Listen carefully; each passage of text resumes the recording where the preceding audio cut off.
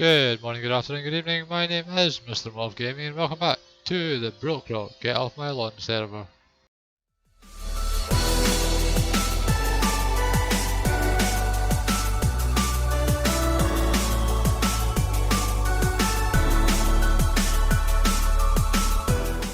So yeah, welcome back to the Brokerock Get Off My Lawn server. My name is Mr. Mob Gaming and we're here again for episode, I think we're around about 15. In the last episode we took a look at the work that had been done to this area over here, which was the new farms that we had built, and as the time has went on, this has pushed out loads and loads and loads more, and it's absolutely awesome. I love it. I haven't had a chance to build the new one, but we will get there. And if you remember from the last episode, we had a talk about needing a cobblestone generator, or a stone generator as such, and luckily at the time Prowl had just released his new video, and I had said that I had a perfect place laid out for that, and that was over here. But wait, Mr. Moth, where is your cobblestone generator? This wasn't enough space. This was not even near enough space for this cobblestone generator. Neither was this, though. So yeah, I ended up spending a couple of days looking at design, trying to see if there's a way to make certain sections a bit smaller, and I measured it out in this area here. Now, there's nothing, you don't notice anything different here, we haven't had anything here before, there wasn't any land here, but now we've got a hole. If we head down the stairs, into this hole here, we'll see we've got a little chamber here, which we have nothing in it yet. We've got a chamber there, and yeah, this thing is our stone generator. It's amazing, it pushes out so many resources, and I've decorated the room to make some kind of industrial type look. And I used it for a couple of hours the other day and broke 3 pickaxes, but as you can see it pushes out stone like there is no tomorrow. If I have my silk touch on me, I'll just show you how quickly and easily this thing works. If we head over here, flick this switch, and this thing will push stone for days and can break this pickaxe in less than 30 minutes. It is absolutely amazing. I'll go around the back and I'll have a quick show. I will put a link to the tutorial for this in the description. This is by Prowl, and I've done some small decorating to it. This will continue to push, but it isn't actually doing anything because this stone here is... How am I missing a bit of redstone?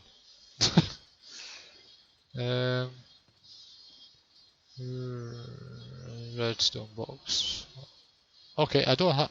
Is there any in here? I don't think there's any in my valuables box. Oh, I have, look.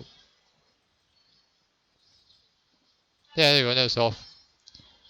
So yeah, as you can see, there is a couple of bits of talk to work on, but apart from that, we are pushing out resources like no tomorrow, and there's a wee bit of lag coming off it, but nothing major. It is shooting out loads and loads and loads and loads of stone, which is absolutely awesome, and we love it, and Prowl, thank you so much. It has helped us out greatly because of the other build that I said I was going to need in the last episode. If you have any idea of what we can do in these rooms, this one I think will make a subscriber wall. So we'll have the name of all the YouTube subs all around the walls and stuff. And maybe donors will put up here. The other thing we were talking about is the fact that our base is in transition to V2. Version 2 of the base will be this 2 variations of quartz with some stained glass all the way around, and I absolutely love it. However, there is an issue with getting quartz, is that it's really, really expensive. It's going to take a long time to get the quartz for that, unless we go along the villager route. Now, we have got this head here, which we'll take because we will need it in a minute when we come back. We have got Void and Lost Head, because I said in the last episode we were going to start working on a villager trading hall. I was looking around and I showed you the area I was thinking, and I came up with this. Now, it's big. It's very big. Oh, one intruder. Without any llamas. I'll see if he's got a moped. And then we'll go back to it. As I say, we're trying to collect them all, aren't we? Mike, oh, I've got Mike's. Who's that? GG, I've got them. So, yeah, I went big. I was looking around at tower designs, and I seen one I liked the look of, but it was kind of small, so I just kind of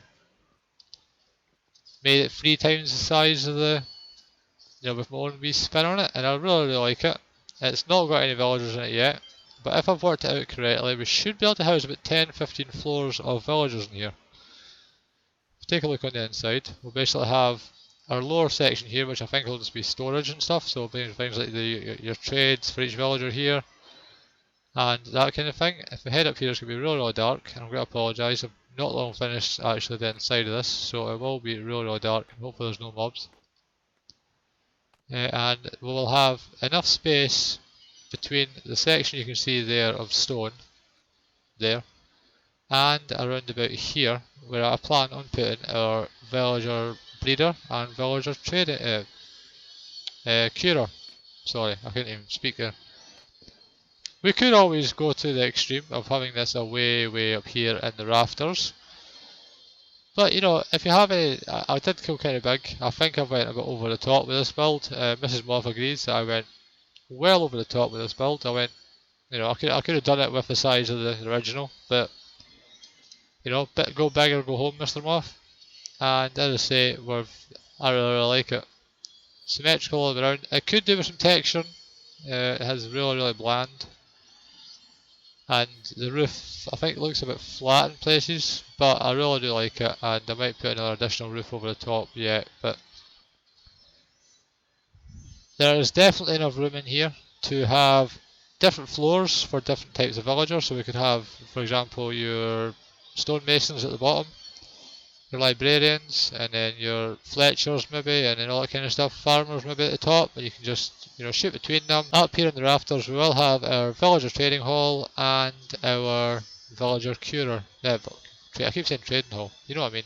We'll have our breeder and our curing station. Now, I don't think it's going to be too difficult to get villagers up here. I will probably be able to do it by curing. If I'm honest, looking at the mobs down there, we'll need to get some lighting in here pretty quick.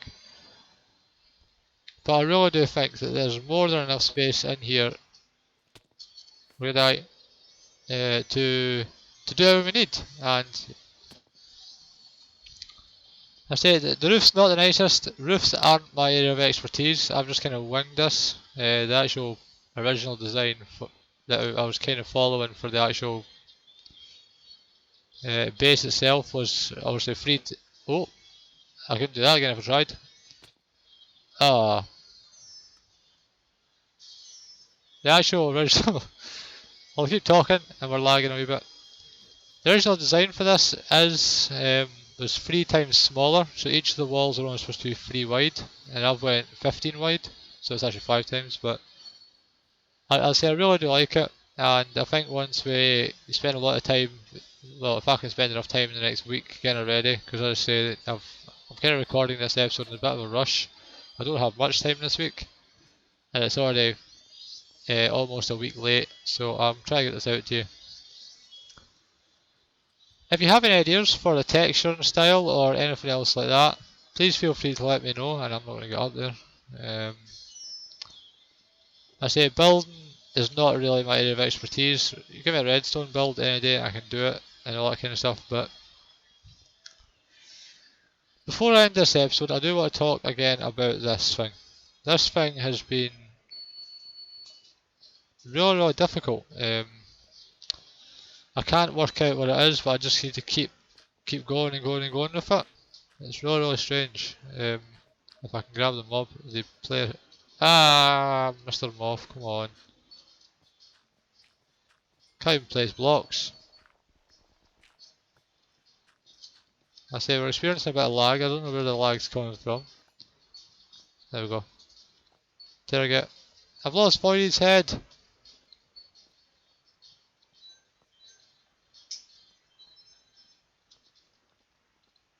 What?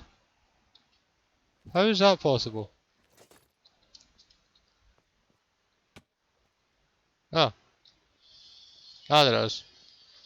So we haven't got Voided's head. It might look like on the wall we have, but this thing, as I said in the last couple of episodes, is really, really bugging me because I can't figure out what it is, and nothing's really changed. I say it might look like we've got Voided's head, but that's actually not Voided's head. Put that there. They look really, really similar, but if you actually take this one off the wall, which it might not let me do, this one here is actually Mike Decrafted. Oh no, it's Taper. So as I say, we're getting there. We're now at 14 of the mob heads. Every time I see a wandering trader, I've just got to run up to him and see what he has, because I want to see what's inside this door. Again, still nothing. So I'm assuming it's not the close yet, but I really want to get inside this wall. And it's, you know. Again, if you have any suggestions of what you think could be inside here, please do let me know in the comment section below. I try to keep these episodes as short as I can for you, which is why we don't do any of the building and stuff. I kind of try and show the building stuff in stages, so that's the reason for that. I think we're only 6 short. But I don't know, I got a funny feeling I don't know what's going to happen when I open that vault. So, thanks very much for watching if you've watched up to this point. If you haven't already, please feel free to hit that like button and the subscribe button, and please help me reach my goal of hitting 50 subscribers by the end of the year. We're already at 35 and it means the absolute world to me. Also, if you have any comments about what you think we should do in those 2 brand new levels underneath the pyramid, or texture designs for our actual villager trading hall before I start putting villagers in, please let me know and I will like and comment back on every comment on this video. My name is Mr. Mob Gaming. Please join us again next time. We will be working on the trading hall, and good night.